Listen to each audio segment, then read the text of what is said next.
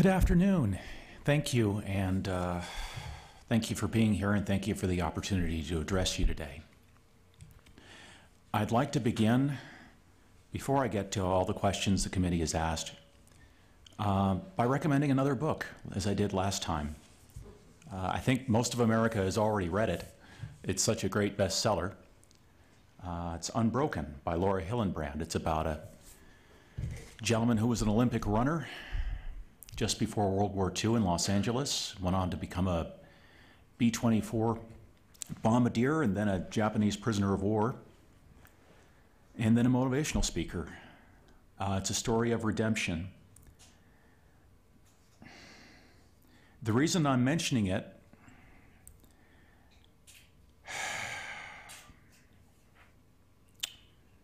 as you probably noticed, a lot of us patients disagree about the course of all these meetings we're having. Some of us are here, some of us are not. But the takeaway message from this book is the tremendously degrading experience that it is to be a POW, and the tremendously important work it is to redeem yourself or to recover your dignity after that. Obviously, a lot of us patients have reached different conclusions about what to do, but I think we're all, each in our own way, each of us is fighting to recover his or her dignity. And I think that's why the book is so often. I don't think Ms. Hillenbrand would appreciate me psychoanalyzing her, but I think the humiliation of this illness and the attempt to overcome it is why this book is so awesome. Because the descriptions of flying are okay, but, you know, they're not great. Don't tell her I said that.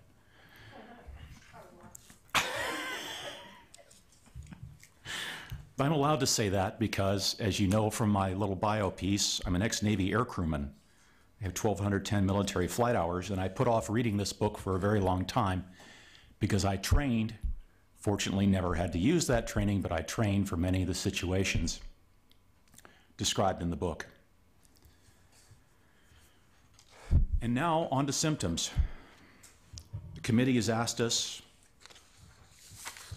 what our symptoms are, what they were initially, what they become now, the challenges we faced in trying to get treatment for them. And as usual, I can't read my own notes, which is why I usually wing it. No pun intended on flying. I begin with a few anecdotes. It's 2000, or possibly 99. I can't remember exactly when, but it was fairly warm in Spain. That's where I was based. And I'd just gotten off another reconnaissance flight. I was tired, but when we were always tired on these flights, these planes we were on, I have a joke about what naval aviation is like and what we do and how we do it, what we use. The question is, or the answer is, what did the Air Force throw away 15 years ago? That's what naval aviation uses. It's not very well pressurized. It's a 4-engine turboprop. There are no proper sanitary facilities unless you count a can. So it's normal to be pretty worn out by the end of one of these long, noisy, rattling flights. But I was heading for my car in the beautiful Spanish sunshine, and my legs suddenly stopped working. It literally felt like, I'm dating myself here, but does anyone remember the 70s show, The $6 Million Man? Sometime there would be this, real downbeat synthesizer disco music when his legs suddenly broke and Dr. Rudy had to come out and fix them. That's kind of what it felt like. And it's very apt because, like I said, the plane was a 1950s plane updated with 1970s technology. So it's very era appropriate. I didn't think much of it later because I really thought of myself as a bionic man at the time. I'd been flying for 3 or 4 years. I was in my late 20s. I was indestructible. And I promptly forgot about it, but I now remember that moment as probably the first symptom I have of the horrible ataxia that I would develop later and of the unsteady gait that I still have today. It gets worse. The more I exert myself, the more tired I am. It's something doctors are supposedly trained to observe, things like foot drops for MS, but no one's ever noticed anything abnormal about me that I've noticed. Maybe I just haven't been tired enough.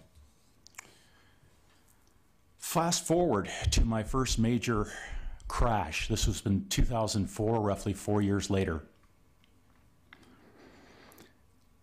After all that time as a crewman on a plane, I'm now in Charlotte Douglas Airport. I'm about ready to leave. I'm experiencing terrible vertigo. I can barely move. I can barely form sentences. I have crashed with something, it was symptoms I've never experienced before. It was my first CFS crash, and I didn't even know what it was, and wouldn't for years later. I'm at the airport trying to figure out how I'm going to board a comfortable regional jet for a 90-minute flight to Dulles. Let me put that in context. The mission flights I did for the Navy typically lasted between 8 and 10 hours. They were incredibly noisy and stinky, as I said. I spent most of them working various technical gear and translating Arabic to English at very high rates of speed, usually multiple Arabic events at once. And I'm not sure I can make it back to Dulles. So I hope that puts the symptoms in context. We get forward to 2008, another 4 years later. I appeared to recover between 2005 and 2006, only to relapse in 2007. And then, when everyone around me, including my own family, has explained to me that I'm just depressed, I've reapplied myself at school because I'm now left work and I'm at graduate school.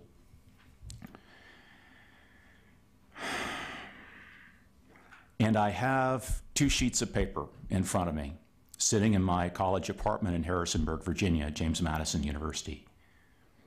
One of them is an undergraduate lab exercise. The other is the explicit, well-printed answer key for grading that lab exercise, and I can't do it. It's like the clutch cable for my brain has snapped. The data that's in my right hand cannot make it up my arm, through my brain, to the left hand. All the information seems to fall out before I can grade the paper in front of me. So when you hear innocuous phrases like cognitive dysfunction, I hope that gives it a little bit more color.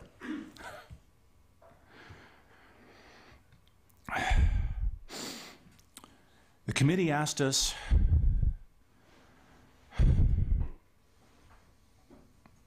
I'm sorry, I'm fading out already. I tried to work part-time starting in February. It was just for tax season, so it was just about 10 weeks to mid-April, and I didn't make it.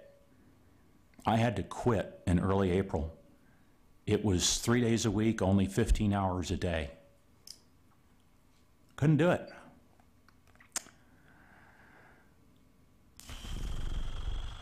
Where was I? Oh, yes. Diagnosis.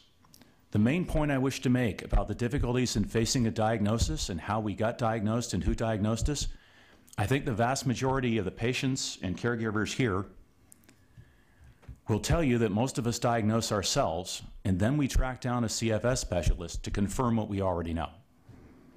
Because there's no one in the general medical population who can diagnose us. If they have the knowledge, they won't take the time.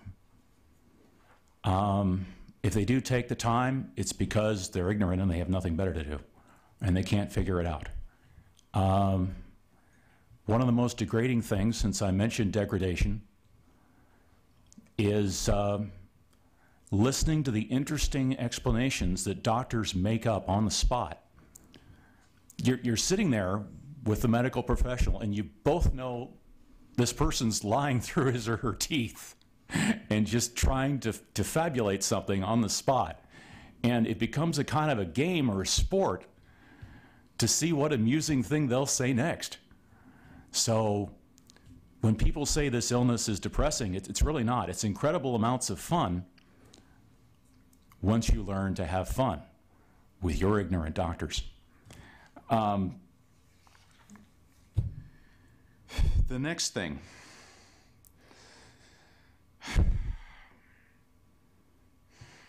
Sorry, I'll have to track down my notes. Please bear with me.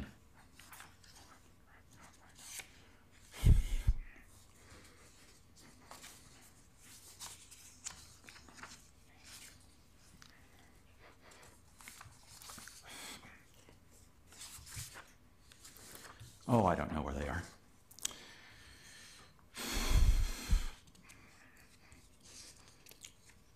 It would be good to list a broad range of my symptoms, which I finally found. Of course, the profound exhaustion I've described, the intermittent ataxia, incredible screaming pain. This has lessened in recent years. I thought it gone away, but as I mentioned in the work experience I just had, most of it came back. Let me describe what the pain is like. If you were in a really bad Japanese horror movie that was set in Maine and the radiation made giant lobsters, and if you had one of these giant lobster claws attack you from behind and dig the giant mandible into roughly the center of your spine, that's kind of what the pain felt like. And they called it depression. Incredible dizziness and vertigo. Most of that has lessened since. I already described the cognitive dysfunction and brain fog. I already described the peripheral neuropathy. I have Tourette-like symptoms, which don't really interfere with me much, but they affect my living situation as they're incredibly annoying to my family. I tried to reassure them coming here today, saying that if you hear me cussing a lot, it's probably on purpose, so don't worry. The doctor I went to confirm what I already knew was Chuck Lapp in Charlotte.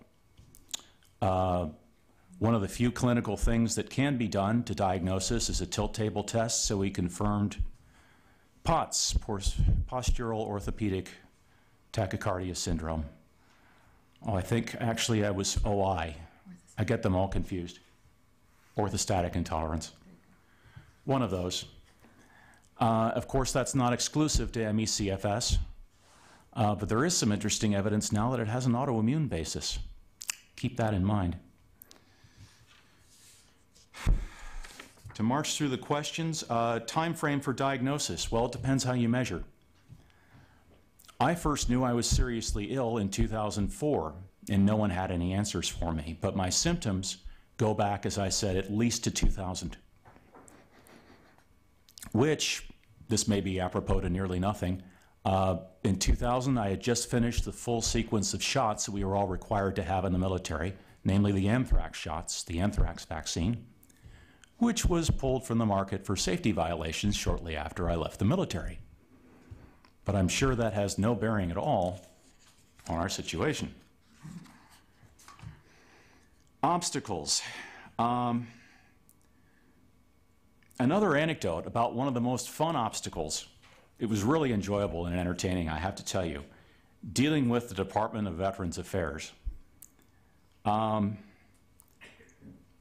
an organized bunch of people, the VA got me in and talked to me and asked me a series of leading questions and concluded what they were going to conclude anyway. I was yet another troubled veteran with PTSD. And they treated me. And you know what? They cured me of one of my major symptoms. It was incredible. It was miraculous. Because one of our major symptoms that I have and most of the patients have is unrestful sleep. And they gave me a combination of drugs for PTSD that made sure I stopped sleeping entirely. Cured. No more restful sleep, unrestful sleep. The drugs they gave me, I was already on a low dose of Effexor, which is an antidepressant, as you know. They doubled that from 75 to 150. That seemed to be mostly what was stopping my sleep. The Lamictal they gave me, also called lamotrigine, gave me nightmares that I did not have prior. I quit lamotrigine when I opened my eyes from a nightmare that was so realistic that I was launching myself at a mortal enemy face first towards heavy furniture in my bedroom. Medicine, it's all fun and games until someone loses an eye, and I came very close to the corner of the dresser. So that was it for lamotrigine. And what's astonishing but quite regular is I see as a sort of a continuing theme, as a viewer, as an experiencer. Is that a word? No. As someone who experiences clinical medicine, it's amazing how much it takes, if ever, to make a clinician question his or her initial diagnosis or question his or her fundamental approach to illness generally. 3 minutes? Okay, thank you. Wow, time flies when you're having fun. So, other symptoms: food sensitivities, digestive tract pain, bloating, diarrhea, intermittent sexual dysfunction, hypersomnia transition to the aforementioned unrefreshing sleep. Cymbalta is an awesome painkiller for this illness. At least I found it as. It has no other benefit, but it was a great painkiller. I already told you about trying to work again.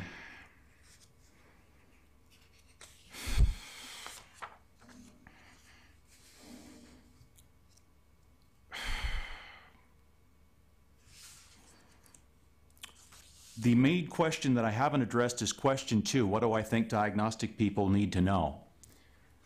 Which is a great question because, as I've alluded to, clinicians love it when very strange patients with no pathology and no positive lab tests tell them how to do their jobs. They just love it when we do that. Little joke there.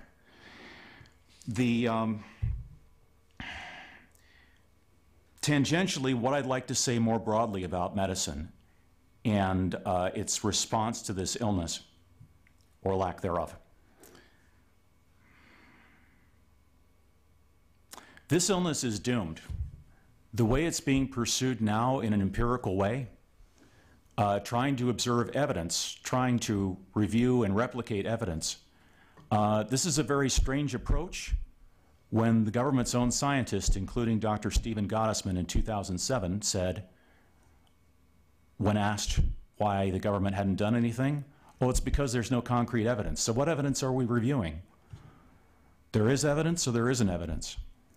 Actually, this is a false question in my view, because what we most need is an idea. Thank you, 1 minute. An idea that ties the evidence we already have together. That's point number 1. Point number 2,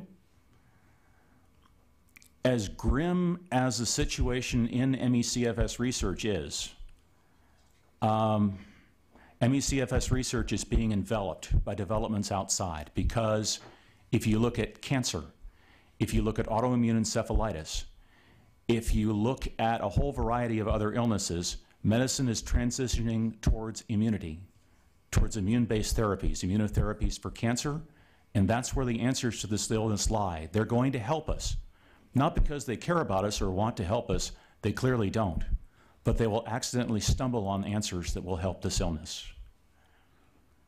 And with that, I'll thank you for your kind attention. Thank you very much, Mr. Landson. We're going to wait until all of you have spoken to begin to answer your questions, but thank you very much for getting us off on the right foot. The next is Denise Lopez Mahano.